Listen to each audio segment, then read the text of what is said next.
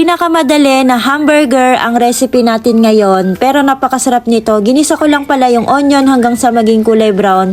Sinet aside at pinalamig. I-share ko din sa inyo ang aking soup. Gumamit ako ng shimeji mushroom, kabocha or kalabasa at saka komatsu na. Nilagyan ko ng dashi powder at kombu dashi. Pakuluin nyo lang hanggang sa lumambot. Yung side dish ko ay ingen, Japanese beans. Nilagyan ko lang ng sesame powder, soy sauce, sugar at saka konting tubig. Niluto ko na pala yung beans. Nilagyan ko na lang ng dressings. Para naman sa sauce ng burger, nilagyan ko lang siya ng radish or daikon.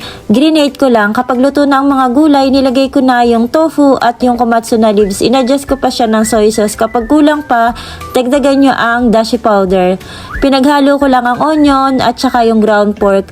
Yung breadcrumbs, ilagyan ko lang yan ng milk. Lagyan nyo ng salt, pepper, nutmeg, egg at ilagay nyo na din yung breadcrumbs. Hatiin nyo lang sa equal na size. Dito ko na rin siya hinalo para iwas hugasan. Iprito nyo lang hanggang sa magkulay brown. Takpan nyo lang ng 3 minutes. Ito palang burger na to ay napakadali. Ito yung tawag dito ay waffle burger or Japanese style na hamburger.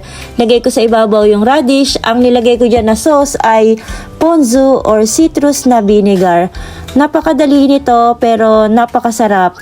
Masarap pala siyang isaw sa hamburger kahit ponzu lang. Ginawa ko siyang 1 plate. Ito lang ang ating healthy dinner ngayon. Follow and share!